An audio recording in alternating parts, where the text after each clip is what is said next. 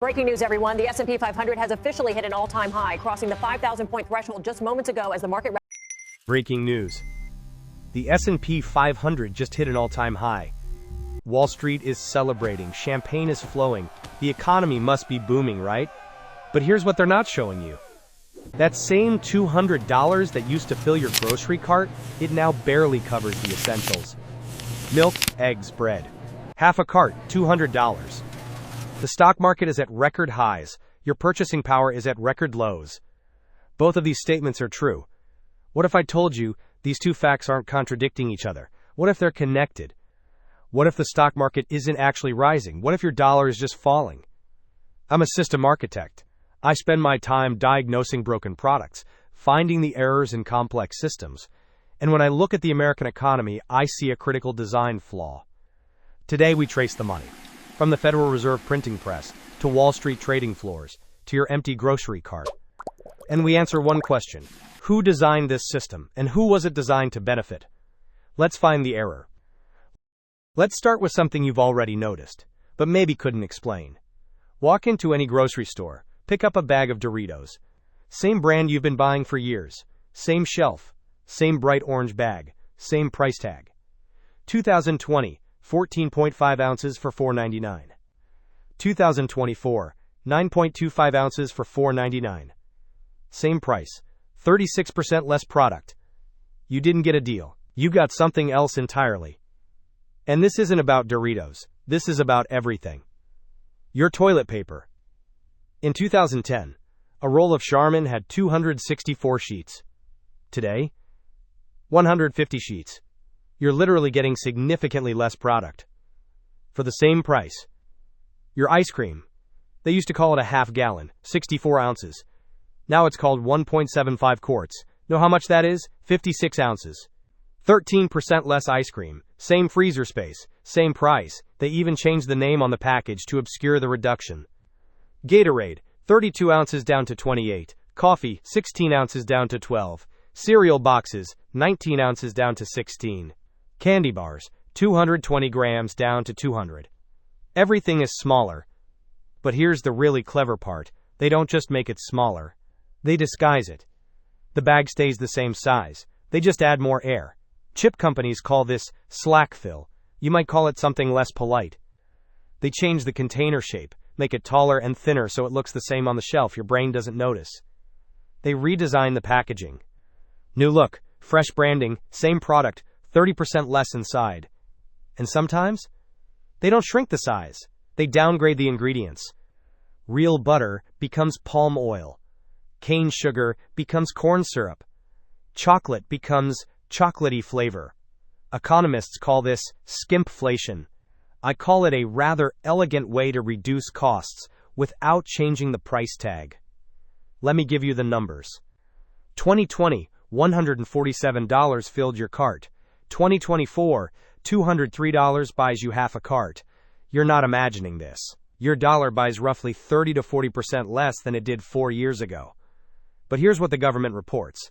Inflation, 3.2%. 3%.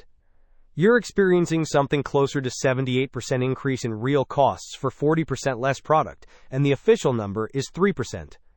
How is that possible? Because they measure the price tag, not what's inside the package. The government's Consumer Price Index looks at the sticker. $4.99 in 2020, $4.99 in 2024. No change detected. Inflation, 0%. Doesn't matter that the bag lost 36% of its contents, the CPI doesn't measure that. The measuring methodology changed. But the reported number suggests nothing changed. This is what I call a measurement error. Whether by design or by limitation, the result is the same. And this is just the first clue. Because shrinkflation is a symptom. To understand the underlying issue, we need to follow the money upstream. We need to see where it comes from. And we need to understand why the same week your Doritos bag got smaller, the S&P 500 got bigger.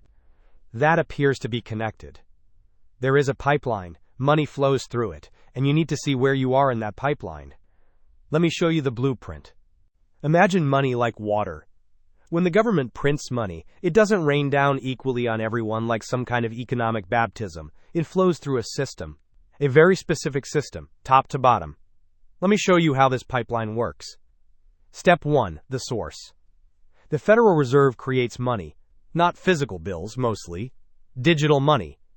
They effectively type numbers into a computer, and money exists. 2020 through 2023, they created approximately $5 trillion. $5 trillion.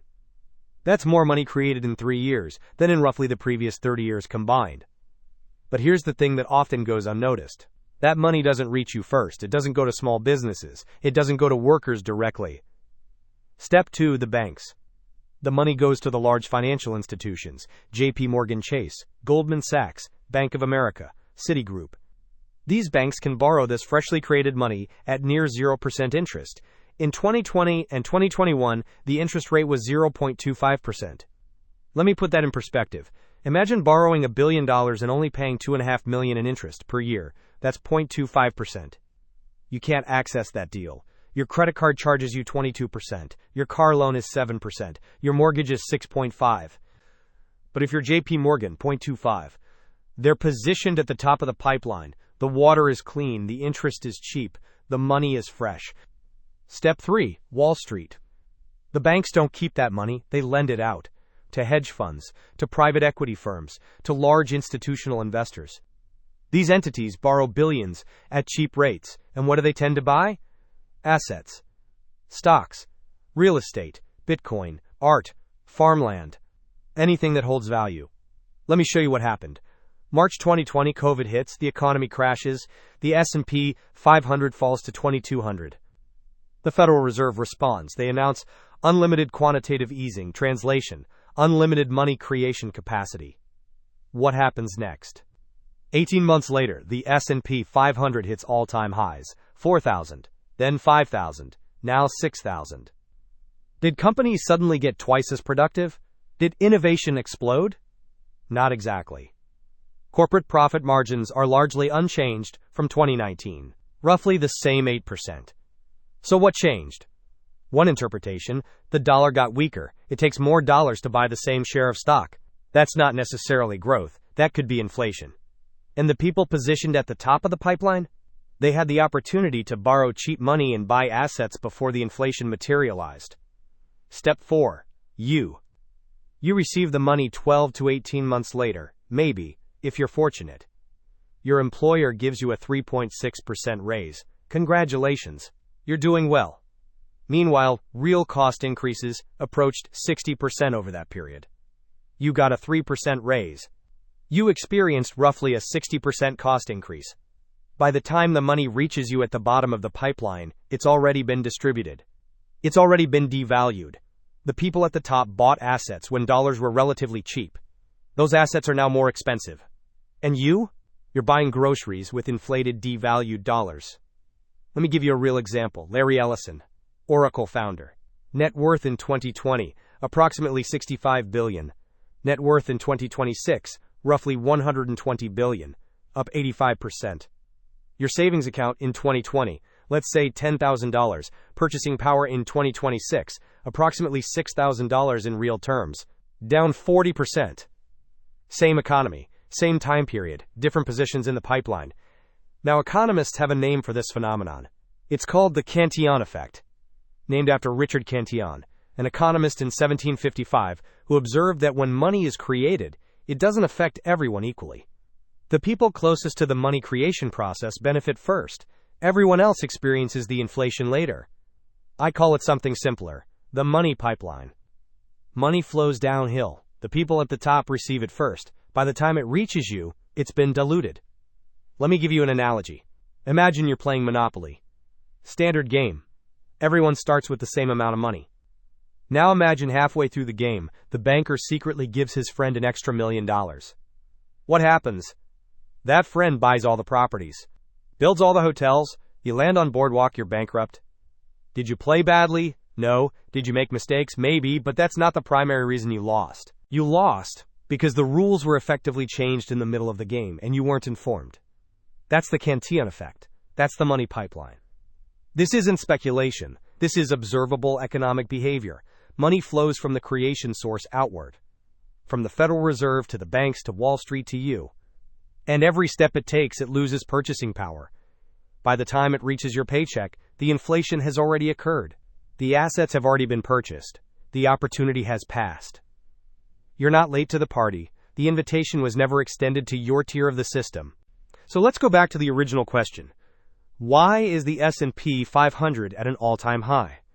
There are two possible explanations. Explanation 1. Companies are performing exceptionally well. They're innovating. They're productive. Profits are soaring. The economy is genuinely booming. Let's test that theory. Corporate profit margins in 2019, approximately 8%. Corporate profit margins in 2026, approximately 8%. Largely unchanged. Revenue grew, but that's primarily because prices went up, not because they're selling significantly more units. Productivity per worker, relatively flat since 2010. So no, companies aren't performing twice as well. They're performing roughly the same. Maybe marginally better, not twice as good. Explanation 2. The measuring stick shrank. The dollar is worth less, so it takes more dollars to buy the same share of stock. This is what economists call asset inflation. When you inject approximately $5 trillion into the economy, and the people at the top of the pipeline receive it first, they don't spend it on groceries. They can't consume $5 trillion worth of food. They buy assets. And when trillions of dollars chase a limited supply of stocks and real estate and Bitcoin, what tends to happen? Prices go up. Not necessarily because the assets are more valuable, but because the dollars are less valuable. Here's the evidence.